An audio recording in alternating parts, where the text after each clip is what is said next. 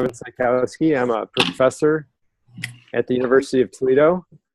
And anyway, I'm the PI for the grant from NASA, which we're doing this webinar for.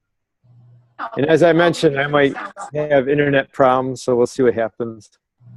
And if you could, when you're not talking, mute your microphone. It's in the lower left corner. Then we would have both of them on, and we'd have a nice echo effect.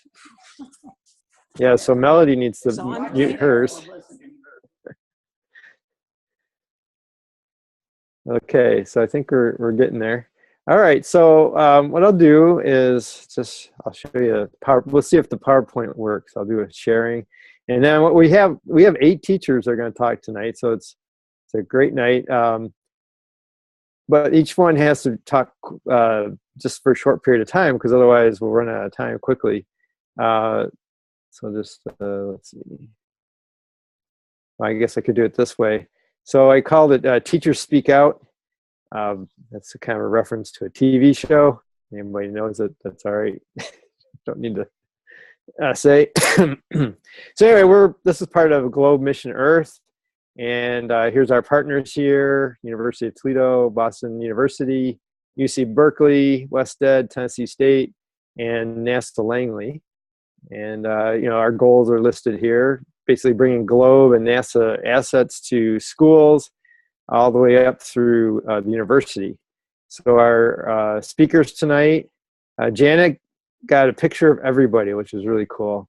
And we have teachers from 4 different states: Ohio, Michigan, Rhode Island, and California. So this should be really interesting to see what everybody has to say.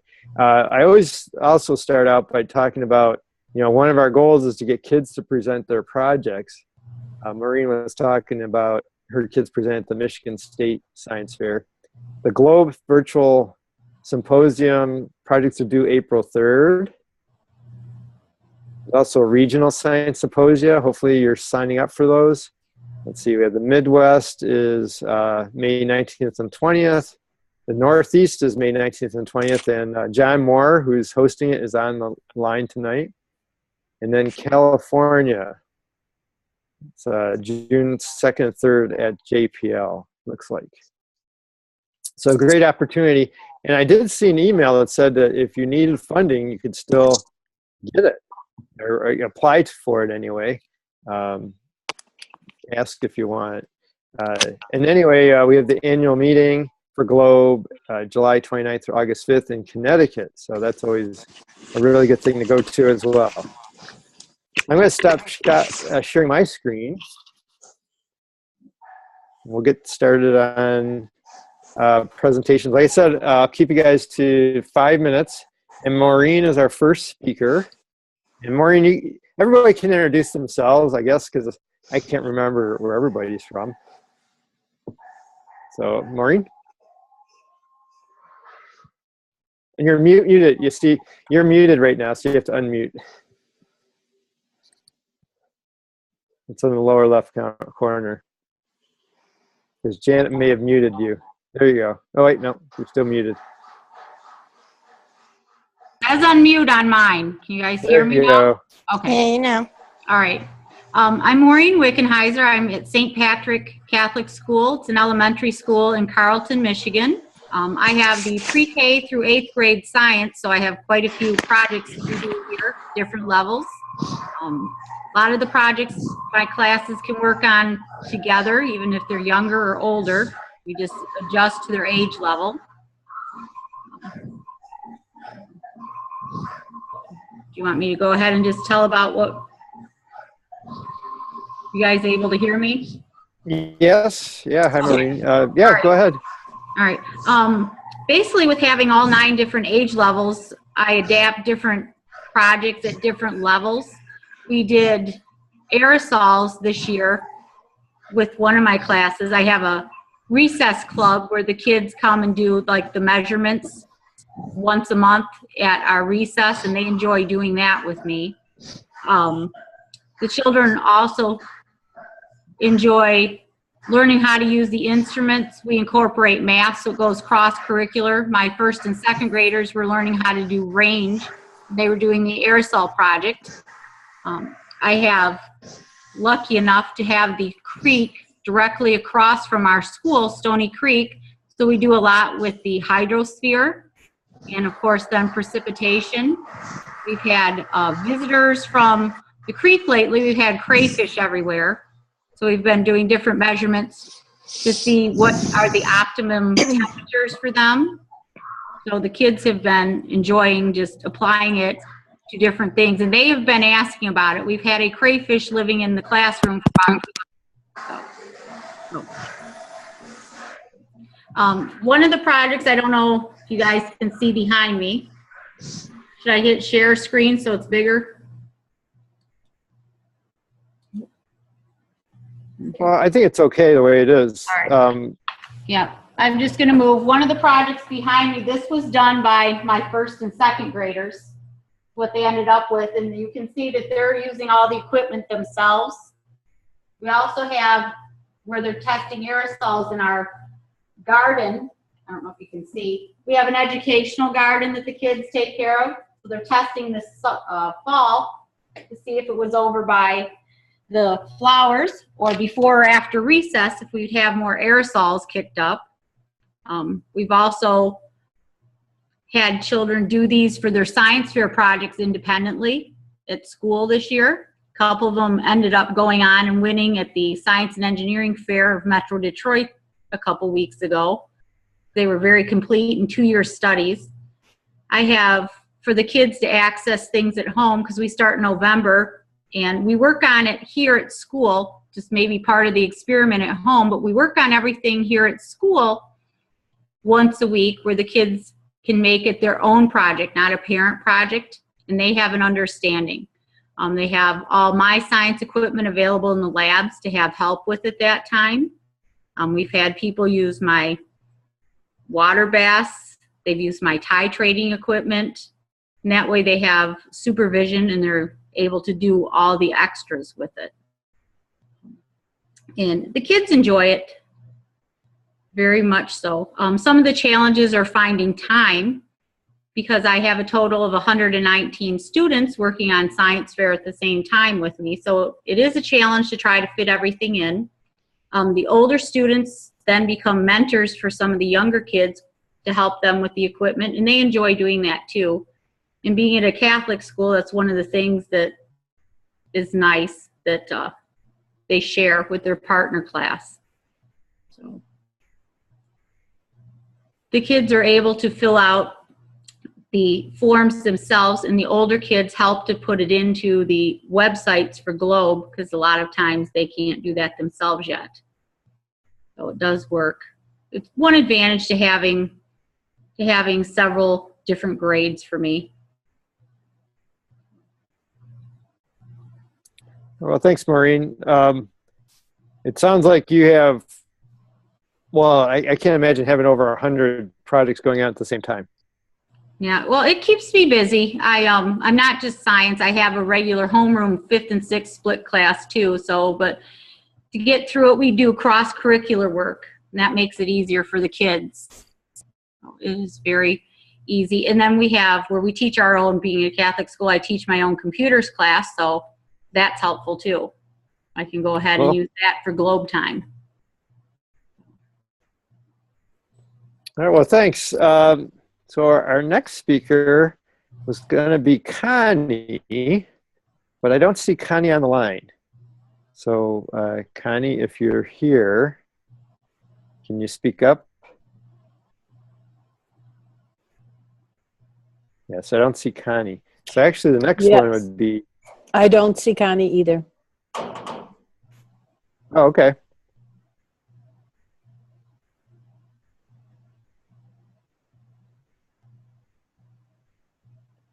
So Connie?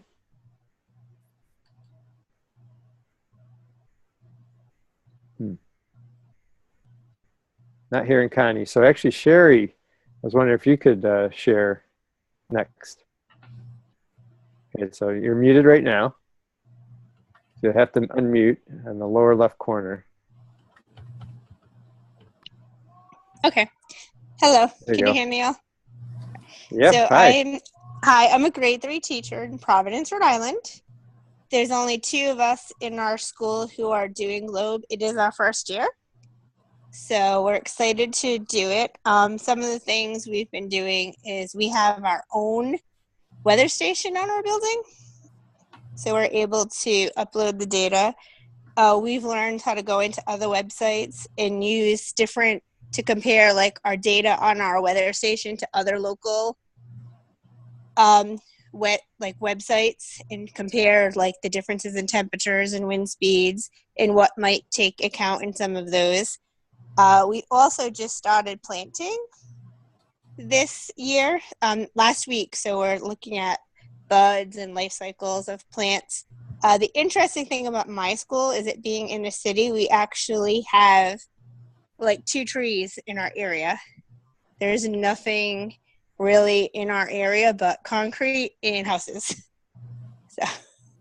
So it makes some of the stuff for Globe a challenge. Like we don't have any water. We don't have like a park close by to go to do some of the activities, like looking at trees and stuff. So luckily we have a neighbor who lets us kind of go and look at their grass so we can show like how it's growing and stuff to the students, but we don't really have a lot of trees and grass and water near us at all. So there are some challenges there. So we're doing the air temperature, precipitation, and I think that's about it. So. Okay. So yeah, as your first year, what are some of the challenges that you're running into with kids? Well, I mean, other than like we don't really have any water, we don't really have any trees around us. What's interesting is that I actually write the schedules for my building. So we have a lot of science time in our schedules, where I know some of the other schools in my district don't have that. And I know in other schools, I think Webster, if I'm not mistaken, it's hard for them to fit in some of the Globe work with their science curriculums. But for us, we have science 3 days a week. So we can still do our curriculum from my school department and with Globe, and it's not a problem. But I imagine in the other schools, when the science time is limited, fitting it all in is a challenge for them. Right. And, like the surface temperature observation is a good one for urban areas because you take the instrument out with you. Mm-hmm. There might be some other ones like I know relative humidity also, you can take the instrument out with you. So Right. yeah, we don't have a place to like store them. So anything we do has to come in and out. We are looking to do some kind of garden on our rooftop, but that's going to take a little bit of time because the only access to our roof is through a window. Okay. So that'd be something. Yeah. All right. Well, thanks for sharing. Thank Cheri. you. It's really nice.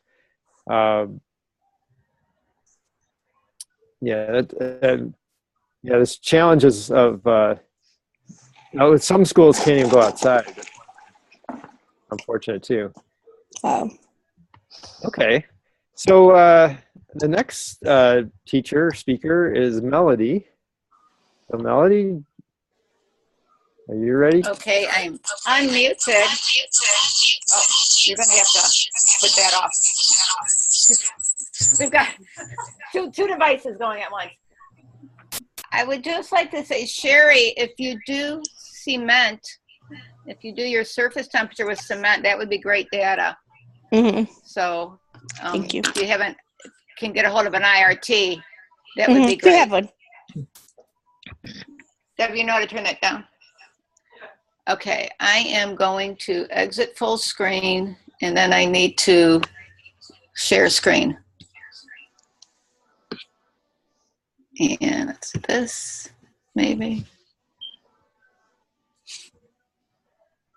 I did this earlier. Here we go.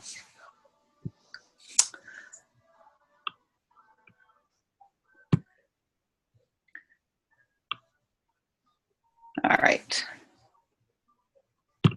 Can you see my screen? Can you hear me? I can see it. You. I can hear it. Oh, I can't hear me because. Debbie, can you guys hear me? Can you see my screen? Okay. All right. Yes. Are we in good shape? No, we're not in good shape. That's enough. What happened? Sorry. All right, so Melly, go ahead. Okay, Debbie, turn that all the way down. Okay, I'm Melody Tsapranis. I'm with Navarre Elementary in Toledo, and I have 7th and 8th graders. And I've been doing Globe for a few years now, and every year brings different challenges. And so we're going to start with how I've come together with putting this together for my kids. And first, like Maureen and like everybody, kind of connect to your standards that you have throughout the year. So what I do, it connects to biomes and seasons and water cycle and transfer of energy, chemistry and biodiversity. So whether it's 7th or 8th grade, whatever your standards are, and those cycle up through the years, you can pretty much hit Globe with that. So right now my students are comparing surfaces, different hemispheres, ocean currents, jet streams, urban heat island effect, lake effect weather across Lake Erie, watersheds and abiotic factors, and comparing and contrasting life forms in different hemispheres. I have about, right now, I have about 35, 40 students, and some of them are paired up and some of them are single. And I have to decide as we get closer to testing how my 8th graders are doing, if I'm going to add them into the mix or not this year. So we do some real-time classroom data collection like you all. This is us looking at benthic macroinvertebrates. We go out in the field every year. This is outside of our school where we have cement and we have asphalt. And we have just a little bit of grassy area. So we do all 3 surfaces. And those are my students trying to figure out the clouds, which if you can tell, it's completely overcast, but they did it anyway. So this is our grassy area. These were students. One year we had access to a tour boat, and we did water quality from the middle of the Malay River. And that was a special event for them. And then I can't see the rest of my slides, so I'm just going to go forward. So when we start the project, when we get to the point where we're going to start our project, I would recommend you always plan for extra time, because for me, I might think 2 weeks will do it or 3 weeks will do it, and it's like, oh my God, it's been 2 weeks and we're not further ahead. So always plan for extra time and work with a class that you can embed that time in. Like I said, my 8th graders have testing this year, so I can't depend on that happening with them. We got to get through curriculum. Students set up their own Globe research journals, and I put a link to my research journal there that we do, and how to set up your Globe research journal based on some stuff we've learned already with Kevin when we've done our satellite training. I organize page topics into different sections, so I'll have my purpose and my question and my purpose for a couple pages. 10 or 12 research pages, data pages, analysis pages, and whatnot, so the kids can see the organization of it, and so they can see the scientific method as they work through this project.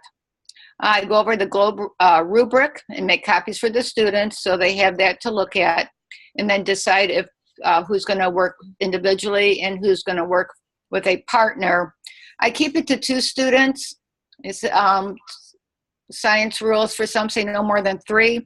The first year I did this, I allowed 4 students to work together, and then that created an issue with other international science rules. So I keep it to 2 or single, and I think it really works out better that way. If you get to 3, sometimes you're not sure who's doing what, or if one person's doing anything at all sometimes. We do our investigations and our reports. The students create an individual question based on their background knowledge and previous classroom learning, what we've learned about already in class, if it's biomes or chemistry or whatever. They have to state a purpose for their investigation, and that will guide their research because it has to be meaningful to them. Otherwise, they don't know why they're doing what they're doing. We look for globe data that meets the student choices, and I've had them use both the visualization tool and the data access tool, both of them, so they're familiar with both of them. One has some benefits and the other has other benefits. I have them revise their questions based on whatever data they could find, because obviously they might want to do something somewhere and they can't find the data for that same time frame as another place. So there's always that revision. And then when they revise their question, they have to include specifics, the protocol they're doing at that point, the schools that they've chosen with the city and state or country, and the time period. And then they again look at their purpose and state a very succinct purpose for their project. So they've thought that through and they've worked with it a little bit, and now they're thinking through it again. And as a matter of fact, when Kevin had stopped by my class and really asked one of my students, like, well, why are you doing that question? Don't you think it's pretty obvious? He says, well, yeah. And then we talked about it, and he was going to compare precipitation to Florida and Arizona, and said, well, isn't that kind of obvious? I said, well, yeah. And then we turned that into, let's just look at Arizona and see how El Nino affected precipitation in Arizona. And boy, that just lit him on fire. Before it was just kind of a lackadaisical, and now he was like looking up stuff at home and doing all this other stuff. So it really gave him a purpose, and it made a big difference in his approach to his project. So now your time is actually my time is up. Okay. Can I use a little bit of You can have some. Sure. I'm almost done. Just go over that plagiarism talk, and I put a link to that here. Write down their website citations, write down their research notes. And I listed some good resources that we use. Those are just some of the things that we look at. A lot of things that come into this is use of technology and collaboration. So I know Maureen talked about that a lot. I put some links to some templates if anybody wants to use them. And then the next challenge is going to be the data and working with that data in Google Sheets. And the other thing, the challenge I'm having is right now our Chromebooks are being used for testing, and we can't use Chromebooks right now. So it's been very, given me a lot of problem solving on getting students onto computers. So I've had to farm out schools to different classrooms that have only 4 computers at them, students that know exactly what they're doing and can be unsupervised. We used a computer lab one day, and I didn't shut the computers down right, and so the whole school heard about that. We can't use computer lab anymore because of testing. So we tried, but we can't do that. But kids are bringing in their own devices, and that's been the most interesting thing. Here's kids using their teeny tiny little phones, doing their research, looking at Globe websites on their phones, and just loving it. And that's really making them responsible for their own learning. And it's been very good. So now I'm done. So that's that. So thanks. Thanks, Melody. Yeah, I got to see her class. It was very cool. So actually, our next speaker, I skipped over Agnes. So Agnes, are you ready to say something?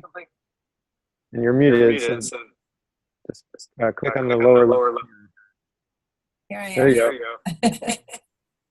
I still see. You need to stop sharing. I'm getting there. There we go. All right. Hi, I'm I think Agnes Molly, make Summerly. sure you mute. All right, thanks, Agnes. Sorry. Okay, I'm Agnes Summerly. I'm also, like Cheri, I'm in Providence, Rhode Island. We're a very urban school.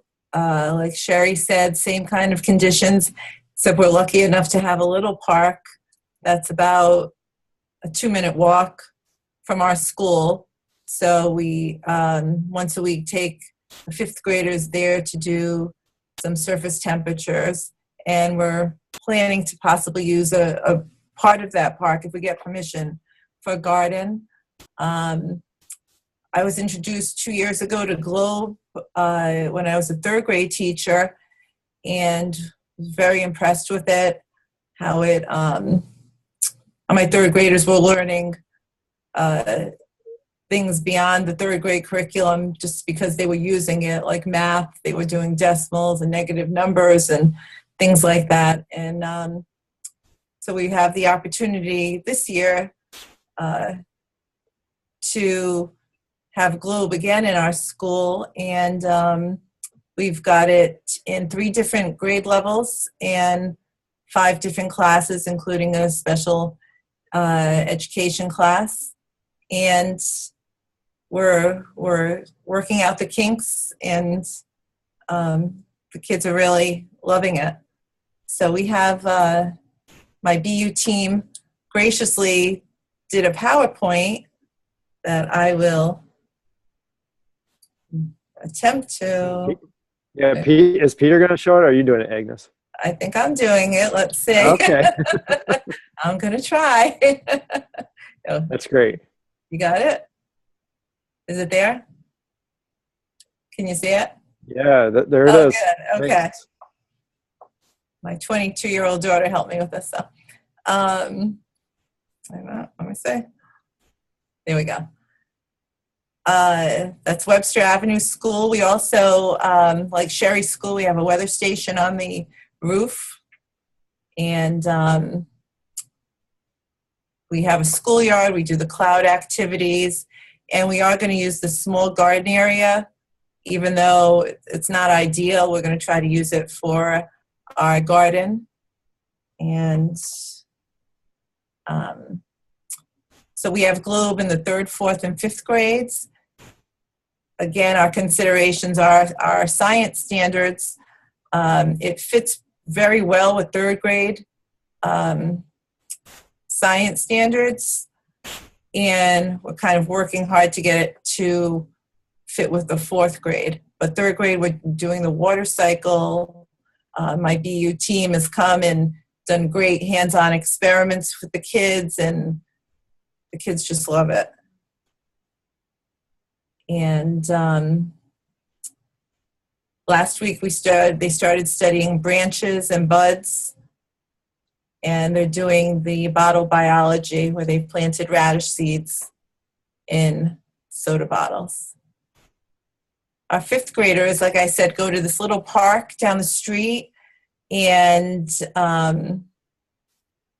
he says 30-second walk. It's about a minute walk, but here's our 5th graders go and take surface temperature measurements and observe the clouds, and they just do it very easily now.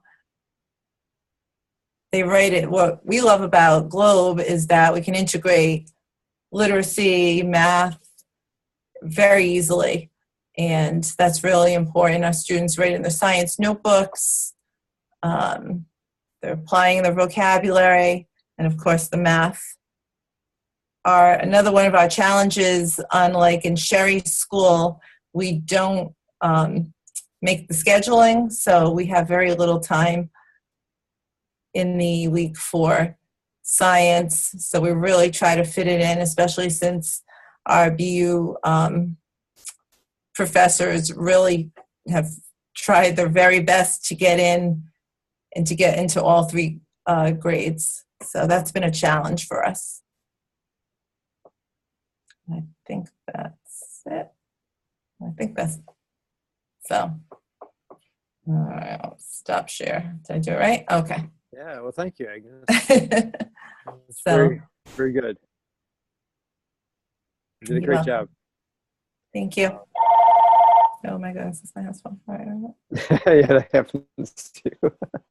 Yeah, it always seems to happen. Okay, so yeah, I dropped off for a second. I was going to make a comment, and now I can't remember what it was, but I'm sorry. Well, anyway, So is Megan on the line? So Megan's going to be calling in about 5 minutes. So we're going to start Oh, with okay. Josue at MetSacramento and Okay. talk to you about Globe at the high school level. And I'm going to Thanks, share Tracy. my screen since Josue's calling from the phone.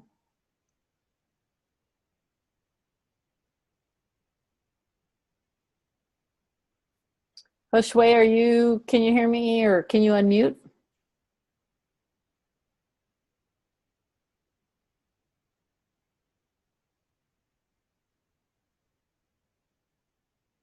Josue,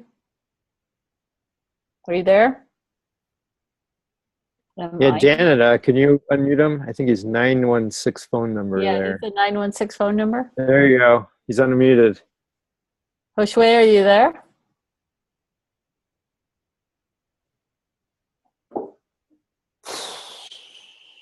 Hello. Hello? I think Yeah, that's me. you're there. Yay. Oh, I'm going to mute man, I myself. had a little bit of technology. It's different.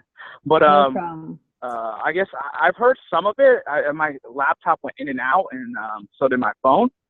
But so I'll just give an introduction, and I'll talk about my first year as a teacher, if that's okay with you guys. Yeah, that sounds good. So, Josue, I'm showing the PowerPoint, which is just basically talking about MetSac and you and Chris. So go ahead.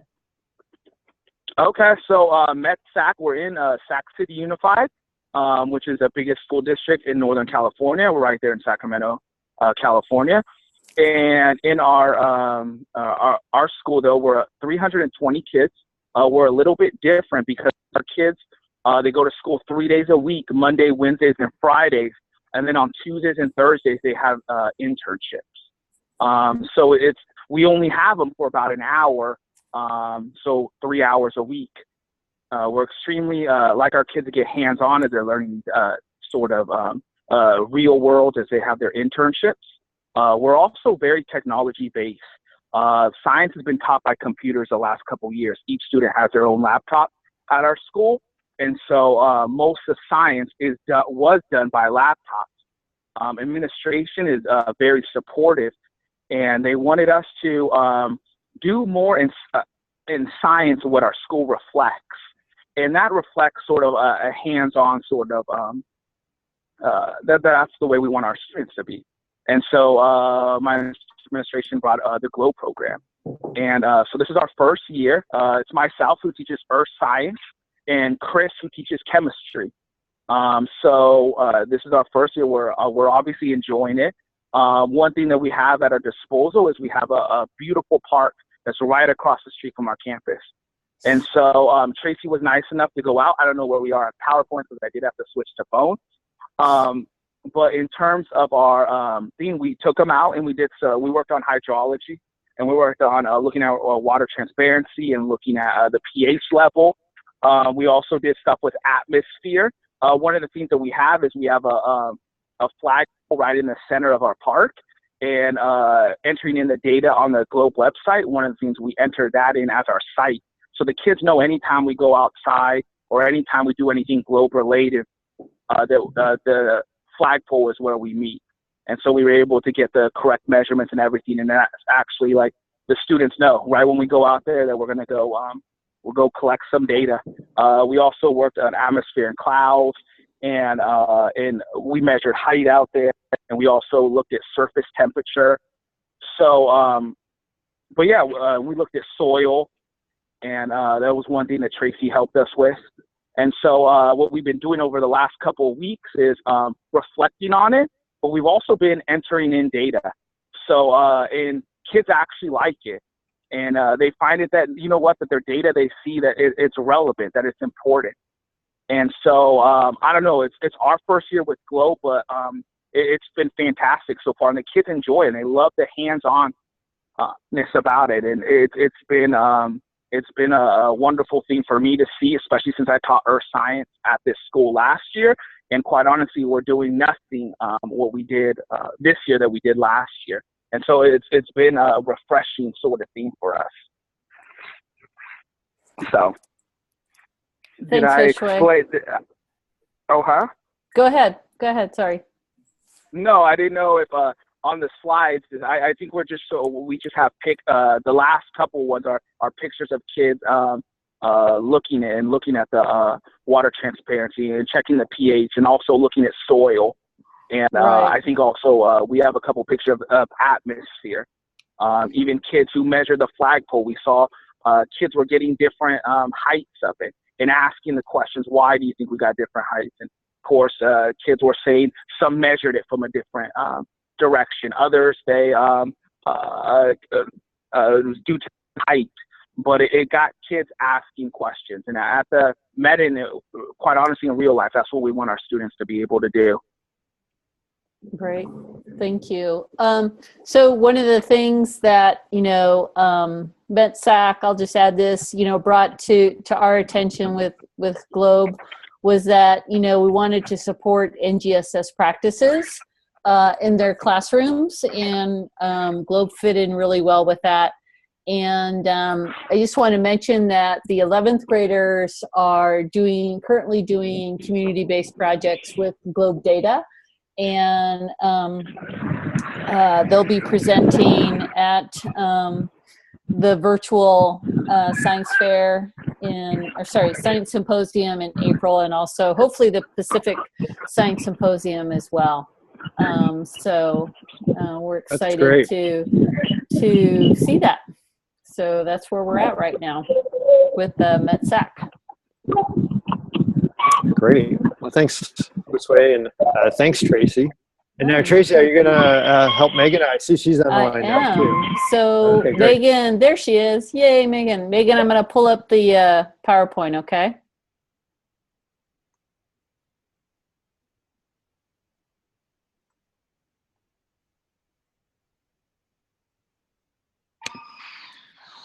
Can you see it okay, Meghan?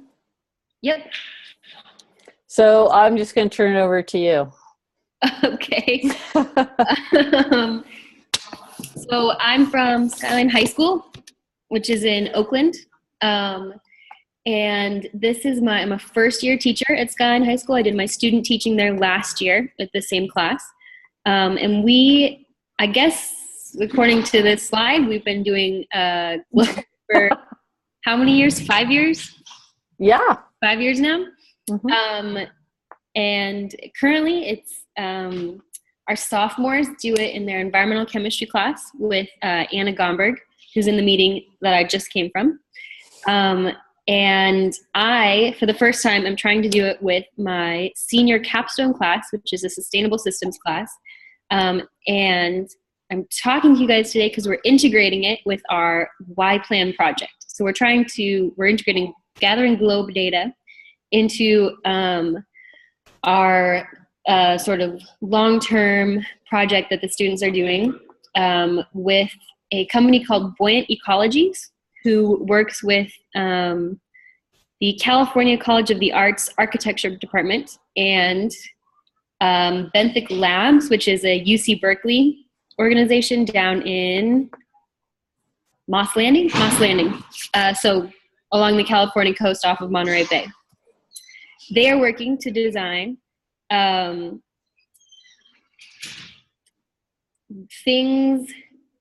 something to float off of the coast of Oakland, by the Port of Oakland at Middle Harbor Shoreline Park, that will help reduce the amount of climate change and sea level rise and effect of waves on the park without hurting the ecosystem that's there. Improving the ecosystem. So on our field trip to Middle Harbor Shoreline Park, Tracy and a few other folks met us there to collect data with my students. So they had some baseline data that they could look at about the park and about that area to start thinking about what do they need to do to make it better. So what's the water quality already like? What is, we tested for salinity, tested for all kinds of different things. And we were trying to figure out, this is our baseline data and how can we move forward? Depending on the projects the students choose, they may go back and collect more data. But for now, we have sort of these baseline data that they can use. They can use it in their presentation when they're talking about why they chose to do something. So for an example, say they, which I'm pretty sure they all will, whatever type of structure they choose to build, it needs to be porous enough so that bivalves can attach to it that can help clean the water. They can say, when we were at Middle Shoreline Park, we tested alkalinity, nitrates, pH, temperature, transparency, and salinity. This is what it was.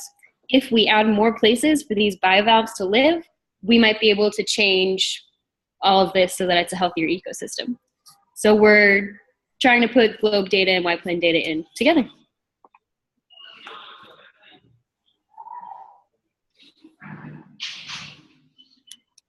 Yeah, I'm not sure. That's what we're working on right now. We're on week 2 of this project. May 1st, they'll present it at Oakland City Hall. Last year, for this presentation, we had the superintendent of our school district as well as the mayor of Oakland come and attend.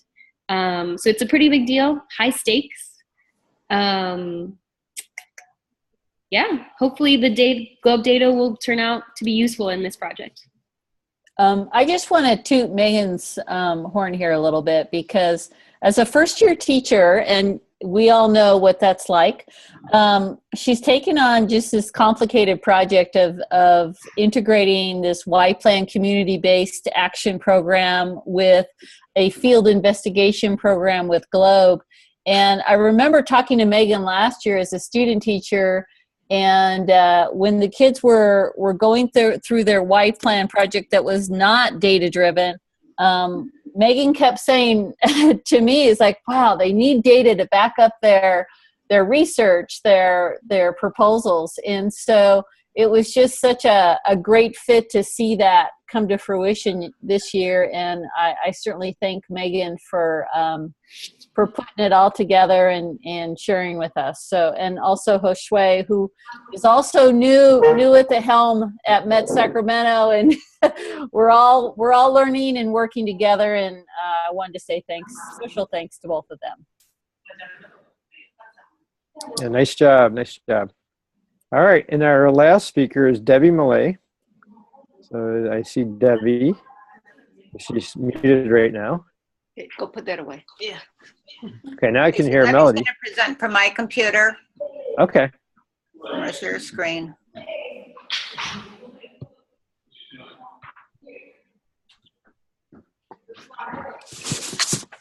All right, Debbie, you're on. Yeah, pretty much. I don't know if you that go up. Thank you for my technical director, Melody. All right. So I'm good to go? Oh, wait, we can't hear you. Yes, you are good to go.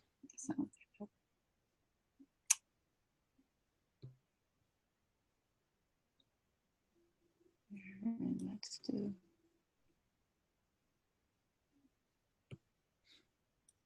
I don't know. There you go.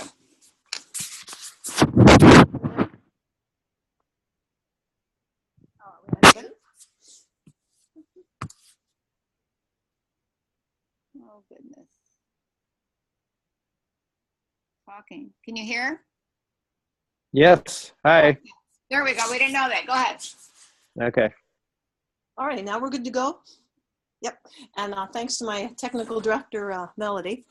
My name's Debbie Malay. I'm at Waite High School in Toledo, Ohio. And this is my second year doing GLOBE. There's a picture there of our water testing site on the Maumee River, which is about a 10-minute walk from our school at the National Great Lakes Museum. It's a real nice place. We got that concrete pad to go down and get the water.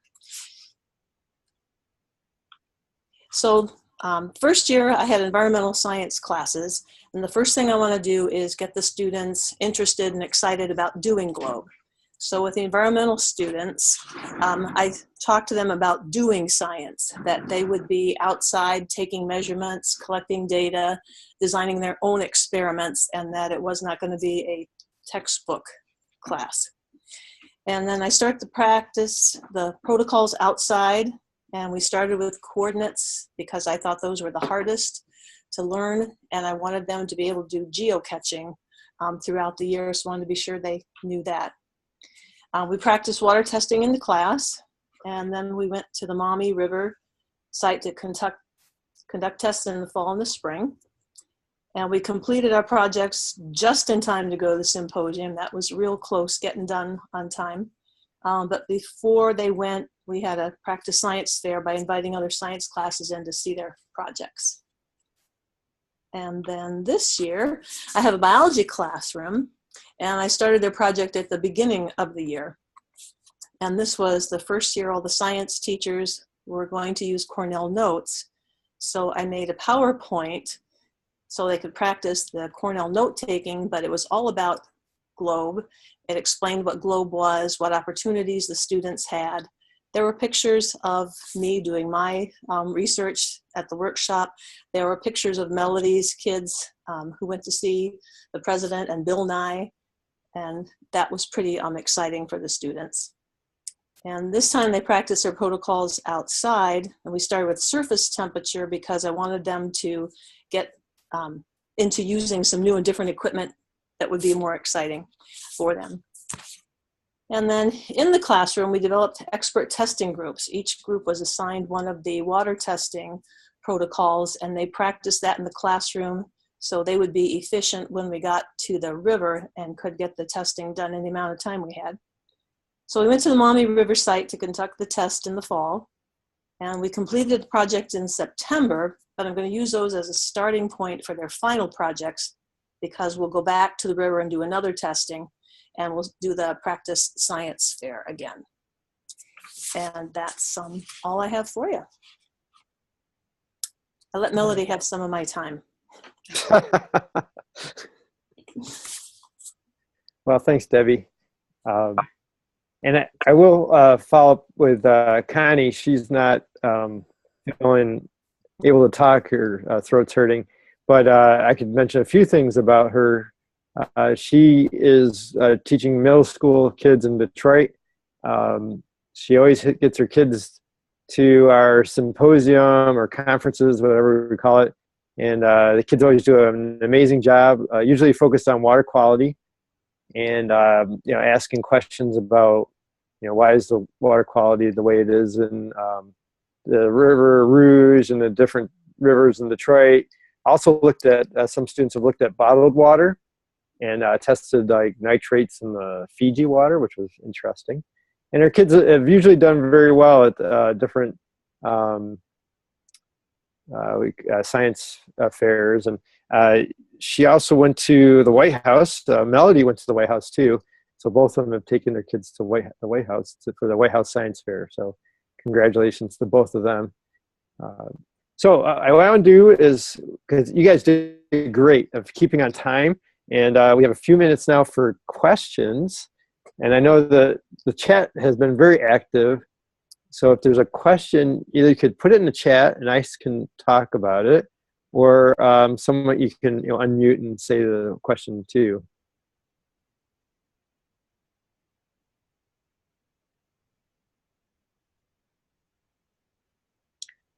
Kevin, one person had asked why I had the CIA.gov there as a resource, and that can be a good resource to find out about different countries, just a brief overview, and so kids know about the different countries. So I found that to be helpful. Yeah, that's a good point. My brother-in-law is was a submarine intelligence officer, and so he would get briefed for each place he was going into, apparently. And so, the CIA has all this information about countries. I'm sure he got more information than you could find on the website. But yeah, I mean, that's what they do. You get briefed on the country you're going into, and then you would do whatever you do in that country. Thanks, Melody. All right, so, so we had teachers from elementary all the way through high school talking tonight. So it was a wide range of approaches. And I'll try to do dramatic pause for questions.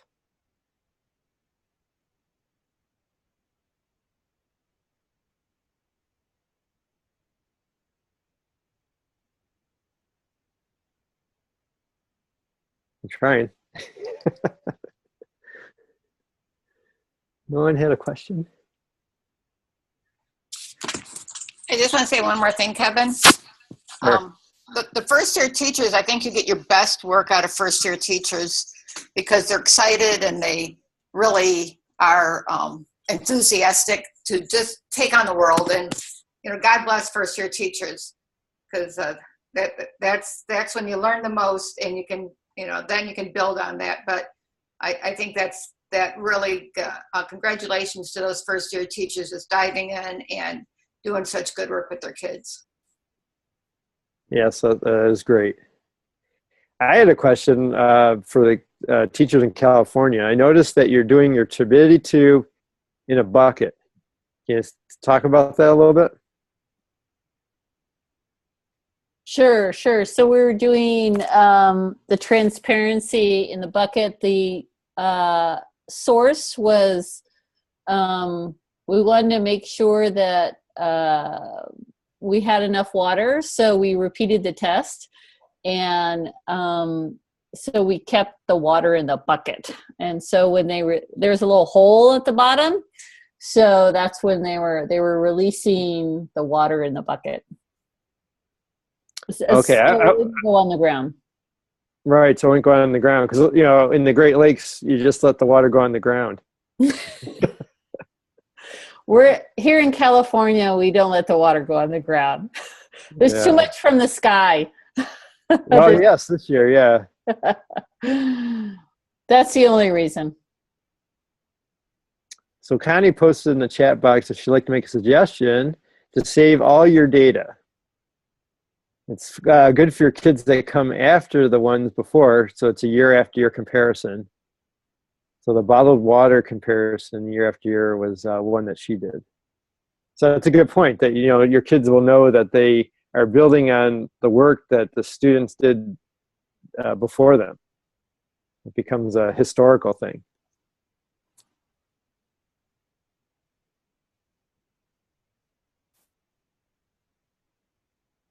Any thoughts for next year? Svetlana asked. I guess that's a good question, is would anybody do something different?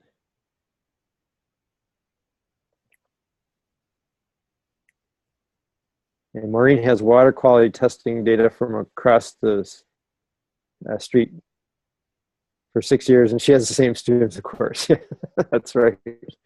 Maureen has a unique school. Oh, I do want to mention, okay, so schools in Alaska, we've been working with Elena Sparrow at the University of Alaska Fairbanks, and they're looking for schools to collaborate with, and we're thinking that some of you may be interested in doing this, and we're trying to set up a webinar, probably going to be a couple different ones. One would be with a village school, and I thought, Maureen, that this would match your kids because they're all grades kind of together. And then we have a middle school and a high school. So if you're interested in doing like a Zoom meeting between your kids and their kids, we can arrange that. And we'd like to do that because the first meeting would be to just share information about your environment, your school, like where you live, and it'd be like a cultural thing. That'd be interesting. We did that actually with the school in New Zealand last year. Cool. Well, if you'd like to work with Alaska, we can arrange that. That'd be fine. I've actually about 2 years ago, my husband and I went to Alaska, so we went through a lot of the area there too. Mm-hmm.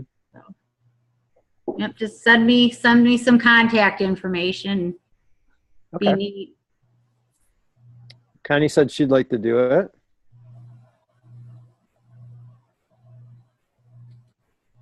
Melody, depending on the time. Of course, yeah, that's always the challenge.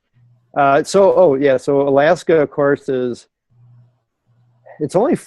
4 hours different than the Eastern time zone. So I think it's only 1 hour different from California, but for us in Eastern time zone, what do Alaska want to work on? Well, they have their projects. I don't know exactly what projects they're working on. So they're doing similar things. They're getting ready for their regional symposia. And that's the second thing we thought that students could compare or share their types of projects they're doing. All right. Well, we've kind of come to the end here. So I will mention our next webinar will be April 5th. And Svetlana, you have been organizing it, I believe. And it's going to be on careers. Do you want to say something about the April 5th webinar? Can you say something? Yeah. Okay. So we're going to talk about introducing a career dimension to the Globe work, and I'm going to be collaborating with Jessica Taylor from Langley. We're going to introduce sort of a concept, a sort of a continuum of career development that starts in the early grades and goes on through high school, and then provide some examples of how you can do that in your own schools. And Jessica will also be providing some examples from Langley as well, from NASA scientists, and how they got to their career. We're still figuring all of that out, but there'll be some conceptual stuff and then some concrete examples about how you can introduce a career dimension to the work that you're doing with Globe. Great. And I hope everybody can call in, no matter what your grade level, because careers are something that, kids at all grade levels, I don't know if the word is be exposed to, anyway, there's a shortage of people in STEM careers right now, or still has been. At the university, I see it every day. So students aren't pursuing technical degrees at the university. I mean, that's just the way it is. So this is something that we've been anticipating for decades, that the baby boomers would be retiring and that we would have a shortage of skilled workers, and now the time has come. So NASA and NSF are both very interested in ensuring that kids become interested in STEM careers, and particularly kids who don't have exposure to scientists and other technical professions and professionals in their own lives. We really want to make sure that they get lots of encouragement to do that. Yeah. So, and again, as Kevin said, we're not talking about, rigid career planning. These are concepts that are going to be familiar to you, but the importance, just like Mr. Rogers' Neighborhood, right, is in the earliest grades, really giving kids a sense of what the options are out there, because they just don't have any idea of what the world really looks like. So it's an exposure issue. All right, well, thanks, Svetlana. All right, everybody, thanks for calling in and sharing, all the teachers that shared. It was really interesting, and I know all of us professor types were taking a lot of notes because we work with all the teachers. And well, I hope you have a good night, and good luck with working with your kids on their projects.